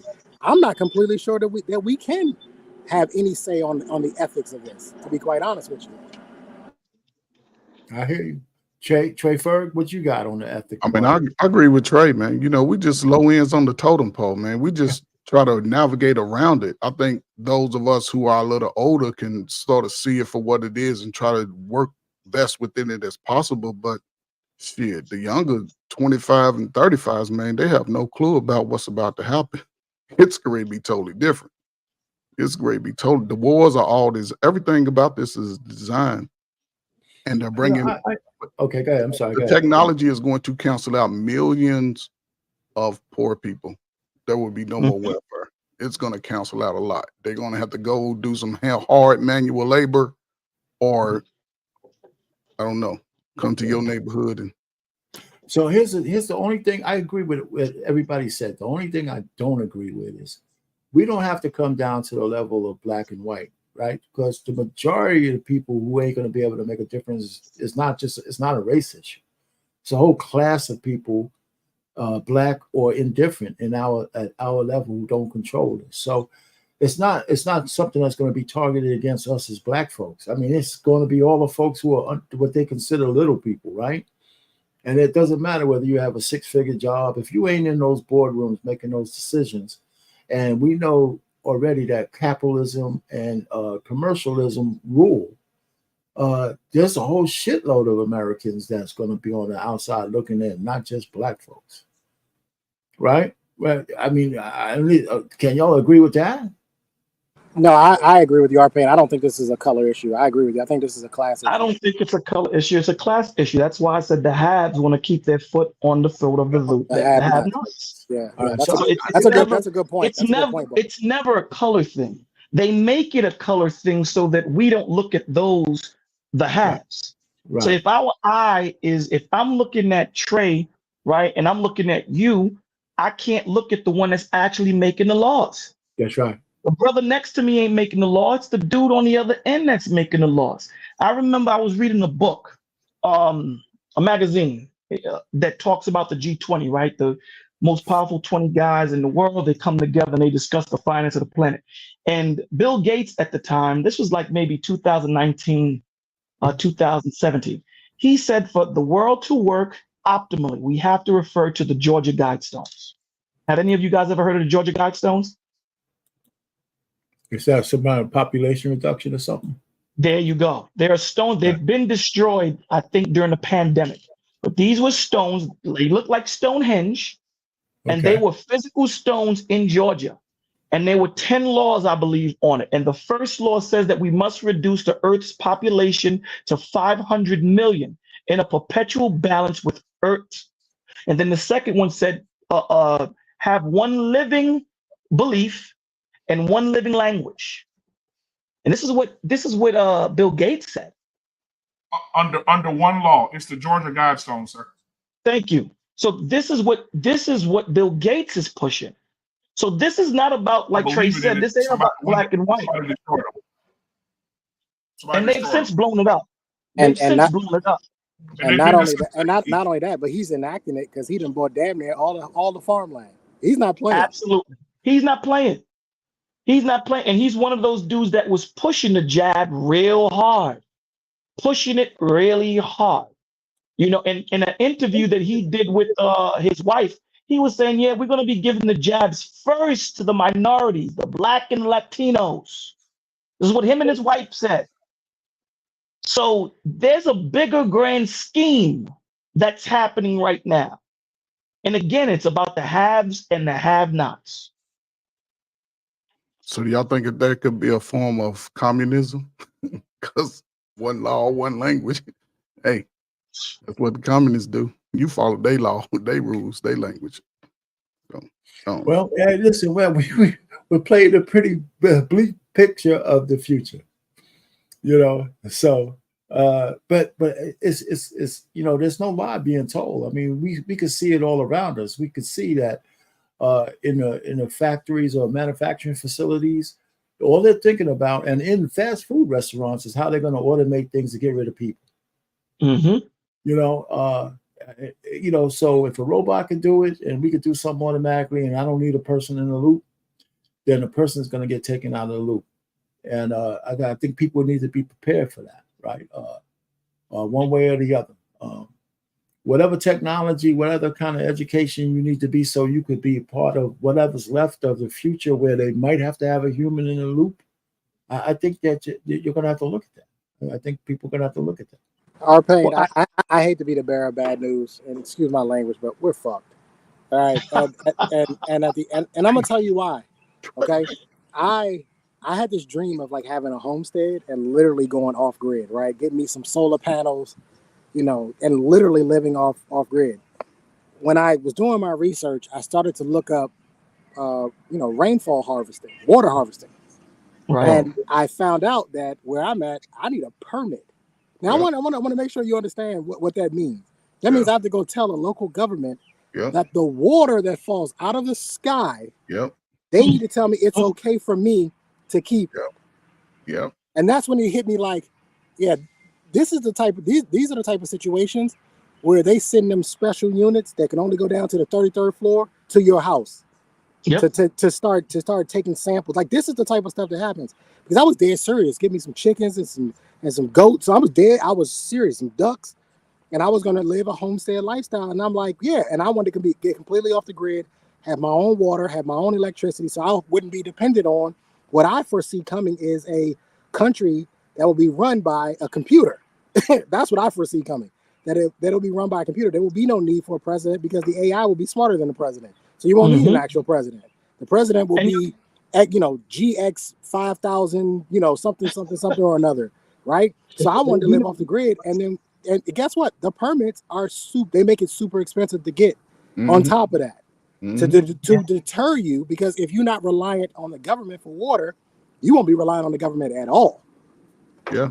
I mean, that's And part of for you to even plant, for you to even plant, for you to even have a garden out here, they want you to get a permit. The same as what he's saying with the water collecting.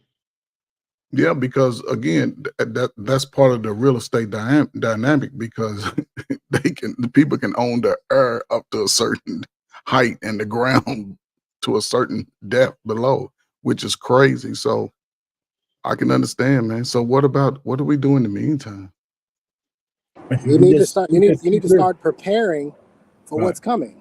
I say this all the time. If you haven't invested in AI, you missed the boat, because there's a form of income right there.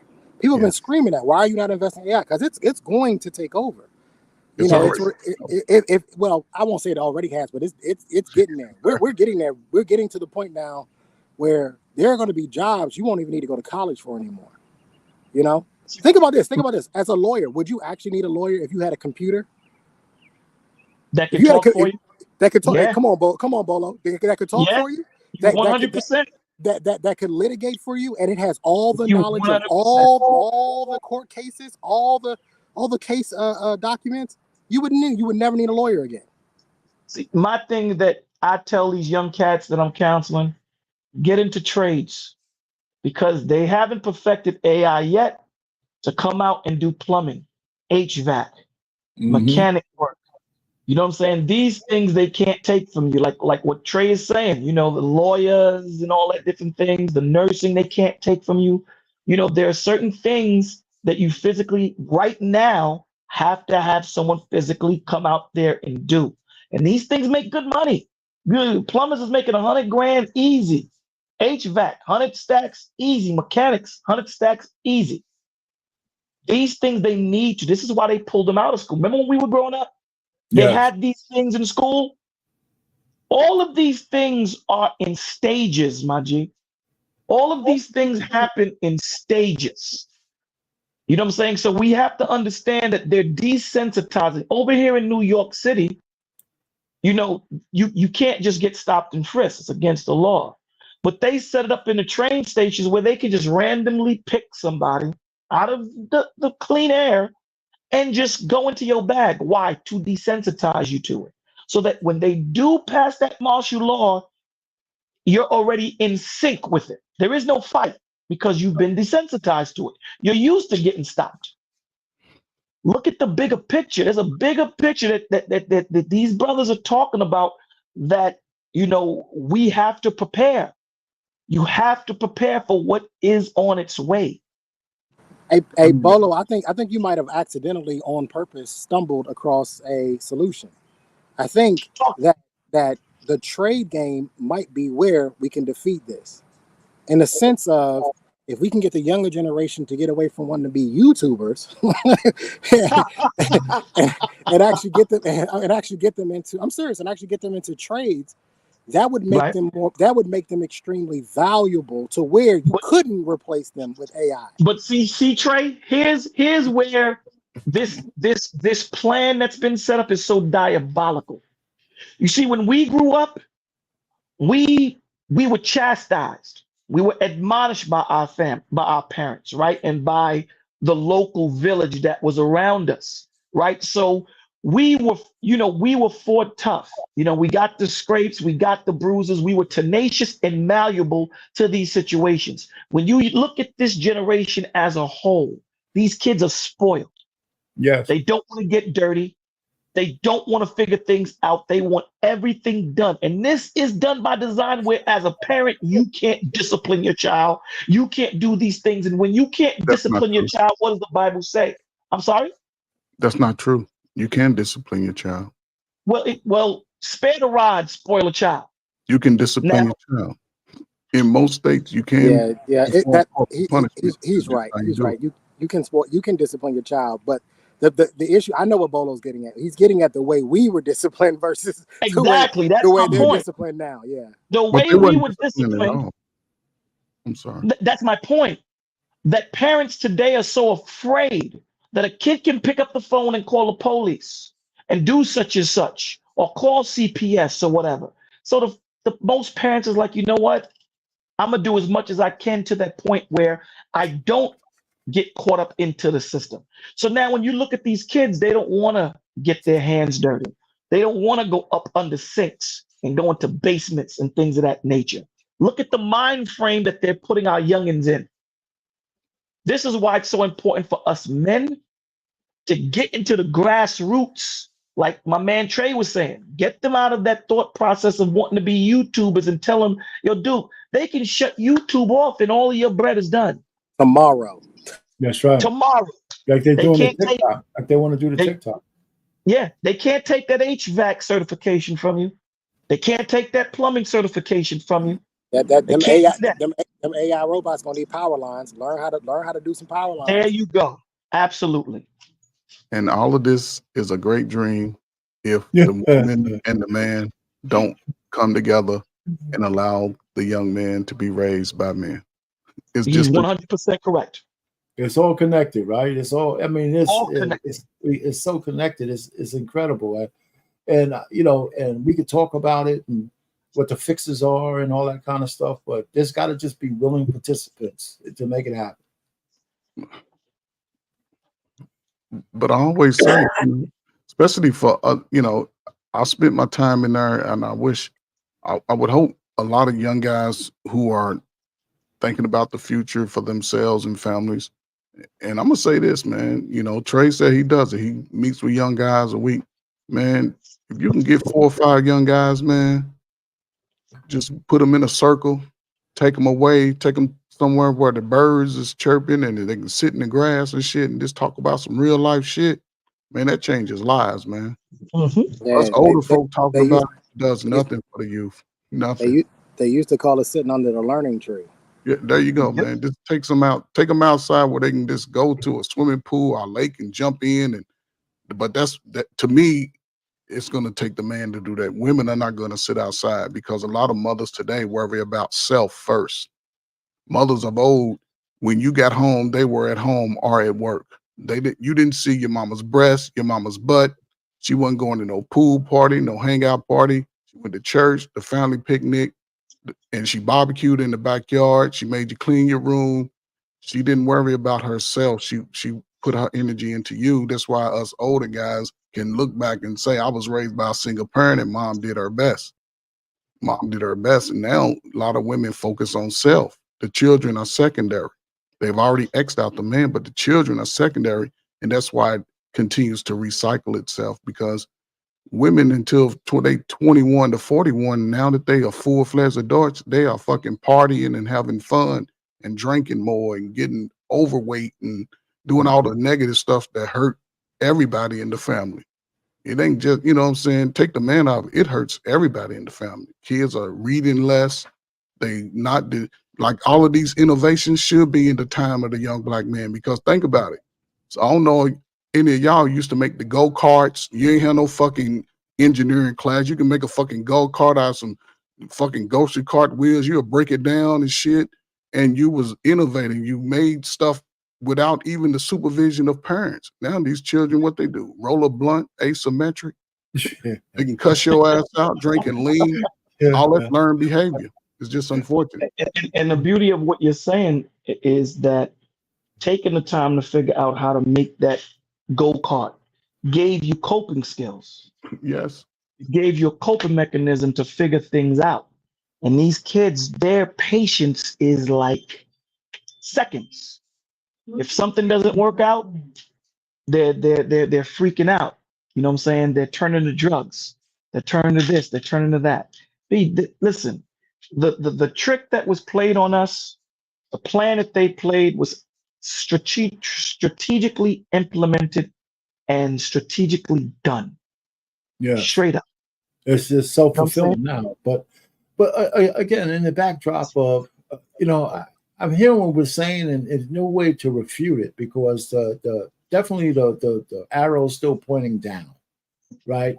If you talk to someone, Trey, you talk to a lot of Zers, I would imagine, some millennials. When they're learning, what do they talk about the people around them? Is it they gotta be some people with hope and what they have plans for the future if they're learning something. They gotta be saying something. They have to have an impact on somebody. I'll be honest with you. What I've seen, I do. I mean, today I just got done before I came on. What I've seen from the Gen Zers, because I teach them about stocks. What I see is it depends on what their household is like. If their household is one that promotes learning and education, then you can see them. They want to grasp knowledge and they want to learn things. They want to know. If they come from a dysfunctional family where mom's probably working 2 jobs and they hardly see her, and when he gets home, he's got to help with his baby sister and all that, they don't really care about a lot of learning because they have too many responsibilities. It's tough. It's tough, and I feel bad for a lot of the kids. I mean, I was the oldest, so I understand the responsibility part of it, but it's tough on them. And you want the Gen Zers, I say all the time, just let kids be kids. We've gotten far away from just allowing them to go outside and just ride their bikes, but they don't even ride bikes anymore. I saw an electric bike today with pedals. It didn't make sense to me. I was confused. Why does it have pedals if it's electric? But anyway, it just didn't make. Maybe you charge it when you pedal. I don't know. I don't know. But anyway, no. When you're dealing with the Gen Zers, it really does depend on what their home background is and what type of Gen Zer you're gonna get. But let me say this real quick, Payne. I think we're gonna have a hard time. This is where I disagree with a lot of y'all, because to me, I think the key is getting the women in line. And I'm not trying to make it about the women, but I do think the key to this whole thing is getting the women to get on the same page as us. And I think you're gonna have an extremely difficult time telling women to go back into the kitchen, to stop working, to take care of the kids, and all of this. I just can't. It's not going to happen. I can't see that happening. And so, unfortunately, if we can't get them to take a few steps back, we're never really going to be on the same page. Okay, so let's take that. Let's go from what you just said. Even if they don't go back, right? That doesn't mean there can't be a new equilibrium where we can get more than what we have right now, right? You know what I'm saying? I mean, and women do have to do their part. They've been so unleashed, but also men are coming back to the fold where we just finally have a voice of saying, this is what, if I had the opportunity, this is how I would run my family if I had the right woman who wants to be involved with me and want to take some role. Because if we ask them to work, right? If we ask them to do things, then we have to make sure that we can take the slack on some other things that we might not normally be used to doing. So from that standpoint, yeah, but they're never going back into the kitchen. Not the way. And listen, let me segue real funny. I'm gonna just say this. I have a picture of my wife in the early days, right, with my first daughter. I mean, this must have been in the early 90s, right? She was pregnant, and she just happened to be in the kitchen, happened to be barefoot. And she had a smock on and she's pregnant and she had like a dish towel in her hand right around the sink, right? So I take a picture of her and the face she gave me, she forbid me to show that picture because it was a classic barefoot and pregnant in the kitchen. I can't release that to anybody. It's a beautiful picture, I think. Right? The look on her face is absolutely priceless. It was just pricey. I mean, I might try to sell it one day. She better never divorce me because I'm gonna try to make money off of that shit. But here's the thought process on that. But no, get back to being serious though. There's got to be a new equilibrium. Well, here's the thing. There's never been a time, as a general statement where women were pregnant and barefoot in the kitchen. Even when we look at scriptures, they worked. They weren't. Yeah, they weren't. It worked. It wasn't about the working that was the issue. The issue was the thought process. Right. That's the issue, the thought process. Because again, the difference between, we go into this traditional modern thing is a traditional woman, I don't care if she has 8 PhDs, she still understands her position in the home. She still understands why she's going into this world. I'm going into this world to get the spoils, bring it home to the husband, and know my position in that family unit. When we look at the modern woman, she doesn't think that. Okay. She's looking at the career being the end all be all. So when you got that traditional woman, it doesn't matter where she is. No matter where she is, she always going to keep that traditional mindset to say, I understand my position in the home. I understand that my husband is the head. He's the guide. He's the leader. He covers me, right? And this is what I'm bringing to the table and saying, listen, what do we do? Lead me. So it's about the mindset of talking to you. Because again, a lot of these people are in positions that we can work with. No, yeah, see, there's no argument there because what you said and what Trey said, the point is, how do we get back there? Because there are some women who do what you would just said. There are women. Listen, I think it's a recent thing where women think that you can't have a PhD and have a family at the same time. That's bullshit. It starts with men, Payne. It starts with us. No, it doesn't. No, it doesn't. Who does it start with? No. Okay, let me explain what I mean. We can't be in charge of everything, man. We can't take agency from women's responsibilities. I'm not taking agency from women's responsibilities. What I'm saying is when you have men that take a stand, when you have men that put a line in the ground, in the sand, and say this is not what we're doing. This is what we're doing. Okay, so they got to be married to somebody. They got to be married to somebody. Absolutely. So what I'm saying to you is, what's the new equilibrium, man? I know a man. Let's assume a man is doing what a man has to do, right? Let's just say we have that. Let's take that off the table. We're responsible. We want to lead a family. Blah blah blah. So now we have to find mates. Right. Okay, so we stand on our square. How come it's so difficult for us to find mates then? Because we're not standing on our square as a majority. No. I just gave the hypothetical that we are standing on. You said the hypothetical. Oh, the hypothetical. Well, now it goes that into we are standing on it. How do we find mates if women don't want to agree with any of that shit? No, brother, there's gonna be a woman that's gonna want a man. A woman. It's gonna be enough to change things. What's the critical mass? Listen. I'm not trying to change the world, brother. Okay. We're taking this one family. What's the critical mass? 10%? We're talking one family at a time. Okay. If you have 50 men and those 50 men stand their ground and those 50 men are patient in the women that they're trying to get, they will find themselves a wife.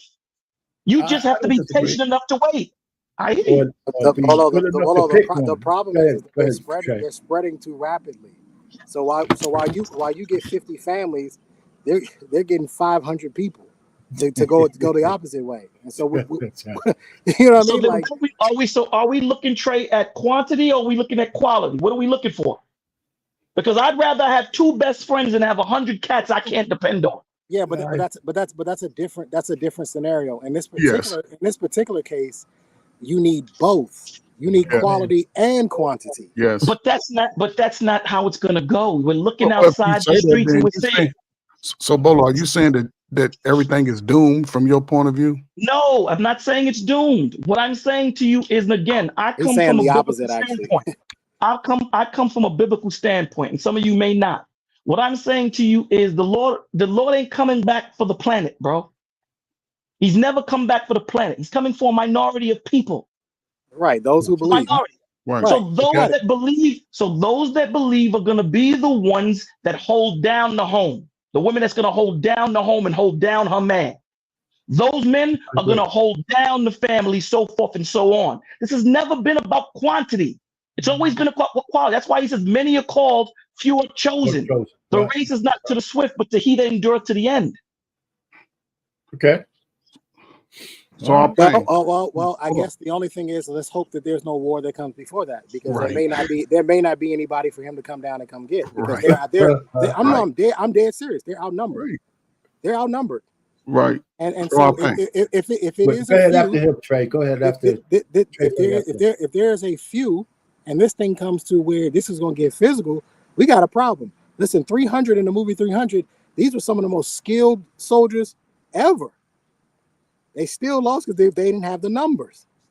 You got to have the numbers. Quantity does matter in this particular case. Yes, it does. Yeah, but here's what you got, man? Trey Ford, go ahead and say he wants to say a couple things. Go ahead, Trey Ford. I think based off your initial question. Listen, I don't need the women to be in the house and barefoot and pregnant. Just come back to the house. That was just Listen, yeah, I know that. Just come back to the house, ladies. Right. Come back to the house. Focus on your house. Get your children together. Teach them how to cook because y'all don't want to cook. Teach your young daughters, teach your sons how to clean and cook and be self-sufficient, independent within your process. Y'all just got to come back because the children are losing at a faster rate.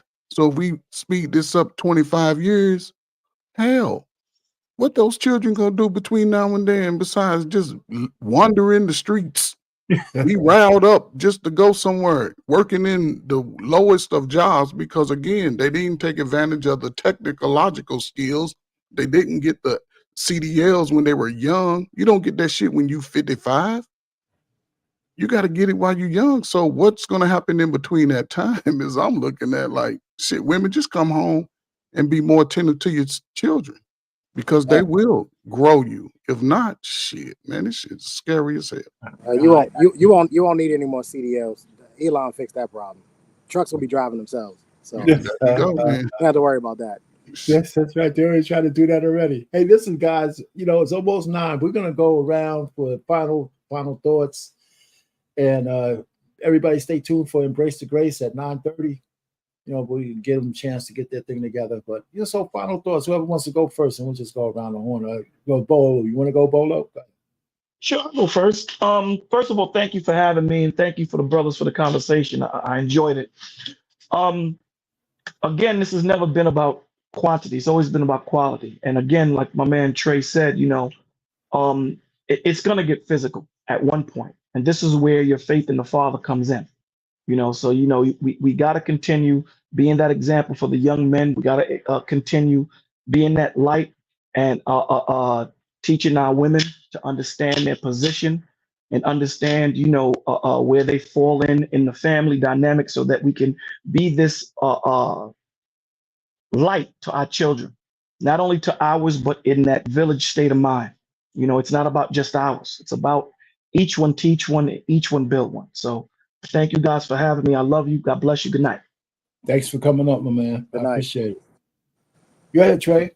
Yeah, I mean, to your topic, there's nothing new under the sun. I don't know. I probably would disagree a little bit. I think that there's a lot of things that we haven't seen. If you look at the definition of new, it doesn't mean obviously brand new. It can mean discovered or just brought to the attention of. So I think there's a lot of things that we didn't know were around and we're learning, especially from the younger people and the way they think. And unfortunately, this is their world. I mean, we're moving on. I'll be 40 at the end of the year. That's my time is I'm halfway through, right? And so this is Gen Z and Generation Alpha. This is their world now, because they're going to be the ones who are going to be battling the younger Gen Xers and the millennials when we start to get into power. A lot of us are not into power yet.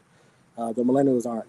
We're not into power yet. So there's going to come a time where you're going to have a 60-year-old millennial, and there's going to be a lot of fighting. And I don't know how that's going to play out. I will say this: I think that what you have to do is you have to find a way to get away from being so dependent on the government. I don't think you can trust them. And I think that they will rock with technology because it's beneficial to them. And I have to believe that the government's always been, the thought process has always been, we can get more humans. I think that they think that way. We can get more people. And a lot of people believe that the jab was a population, reduction type thing. So I would say my advice is, if there's nothing new under the sun, then that means that you can grow your food. You can live off the land because people have been doing it for centuries. It's something you might want to take a look at. Technology is here and it's not going anywhere, and it's only going to get smarter. And there's no telling when the technology may or may not turn against us. There's no telling when somebody might be a villain. I think that Bill Gates is a real life villain. Like, I think he's a real life villain. I think he's a real life bad guy. There's no telling when these things might turn, and you need to be prepared. I also agree with Bolo. There will, at some point in time, this is going to be a war. It's going to be beliefs versus beliefs. You got to be prepared and which side you're on. I know which side I'm on. You got to figure out which side you're going to be on, because this thing is going to come down to old-fashioned fisticuffs, and you're going to have to defend your ideologies, your beliefs. You're going to have to defend them for the greater good of mankind. Great show, though, RP. All right, I appreciate you coming up. Thank you. Hey, Trey Ferg, go ahead, man. What you got? I mean, the guy said everything that's pretty much right on. You know, it's just amazing right now. Here we are in our most technological advanced time in our history. Our most almost of everything. We got the most money. We buying the most. Or we doing all of these things when it comes to the most, but we still lagging behind as it pertains to the growth of us as a nation of people. You know, I don't believe that we'll be able to separate any of us because we all, regardless of you light skin or dark skin, tall or short, got money or not money, your ass gonna be in that line over if we don't find a way to make it work out. Because you know, we looking at two things because on earth, as we deal with man, we got to try to figure this out. Because right now we losing, and I've I agree. the Oh, I'm states. sorry. Go ahead, finish. No, I just think, you know, each individual has to look at themselves, especially now, and start moving according to the Romans do. Do as they do, learn as much as you can from them, but also respect people, places, and things. You know, if you disrespect it, then you know you get whatever comes out of it. But you know, each one of us are different. We all got different paths. I just hope the ones that's doing righteous continue to fight, don't give up. And if you need to change things in your life, now's the time to do it because we can see things are happening in front of us, but we still standing in quicksand. So No, I'm hearing you, man. Thanks for coming up. Listen, one of the things I think that when we saw nothing new under the sun, civilizations have fallen throughout history. I think that we're looking at the decay of Western society, even though it's the most technological, the most powerful. What we've acquiesced to is the worst of our angels. And so the country's falling apart because we're allowing families to fall apart. We're allowing, we got, like you said, the most technological advances we have. It doesn't seem to be benefiting us as families and moving forward. Matter of fact, we, with a person on demon time, for example, I must just say a woman like Ebony K. Williams, whatever her reach was, she sent a message out to other women that men are nothing but a seed, a piece of fertilizer that you can have so you can have it all without actually having to deal with men on any kind of level. And there's a lot more women saying that kind of stuff. And for whatever men who are in the red pill rage space, they don't have the same platform to purvey their stupidity like the women do. They just don't. There's no equivalency there. Even though we got some guys who say bad shit all the time. But the truth of the matter is their reach is very small compared to, you know, there's like maybe one Andrew Tate, if you don't like what he says, compared to thousands of women saying a lot of dumb shit. So I'm just saying that America and the Western way we live, it actually may fall. There may be a new equilibrium that has to come out of that after a whole bunch of upheaval. If people ain't willing to do what it takes to stave off what's coming, it's going to come, you know, and we can see it all around us. Everybody can. You just look at the news, look at how people are treating each other. You know, our political system has fallen apart, right? It doesn't matter whether you're a Democrat or Republican. It's just horror shows on both sides. And most people can't remember the last time they voted for somebody as opposed to voting against the other dude.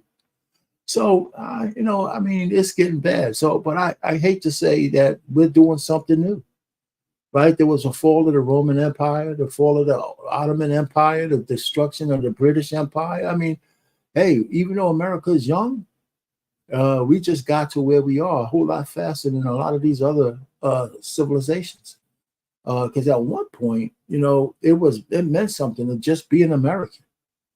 Not a Black American, not a Spanish American, not a Italian American. It was, other than in sporting events, there was time when it was okay, maybe recent. It didn't last long, but we said, shit, man, just being American is a good thing. But I don't know. I think we hate each other now. It seems like it. So anyway, you know, I don't want to leave this way oblique, but I think God gave us the ability to innovate, to procreate, and to discover new things with all the elements that have been here since the beginning of time. And the sun still rises in the east, sets in the west. We still spin around on the axis. Gravity keeps us on the face of the earth, and we go around the sun in 365 or so days. So there you go. So there's nothing new under the sun. We just keep living in our time. And one thing great about man is that we keep progressing, even when we regress ethically and everything else. We still progress technologically, but right now it seems that's the only thing we're doing. Making things easier to live, more convenient and more commercially free. So I appreciate everybody in the chat going back and forth. You know, I got Anissa actually agreed with me on something, which was cool. I saw that. Or the IVF thing, because I really believe in that. I believe that that's not a sin or anything like that. But other than that, I appreciate everybody in the chat. Bolo for coming up, Trey Ferg and Trey Taylor. I appreciate you guys coming up, man, because I needed y'all guys to come up and save my show. I appreciate. Hey, with that, Black David BMU, take me out of here and tell everybody good night. Hey, embrace the grace. 9:30, be here for the Lady Mayhem Monday. All right, Monday Mayhem. There you go.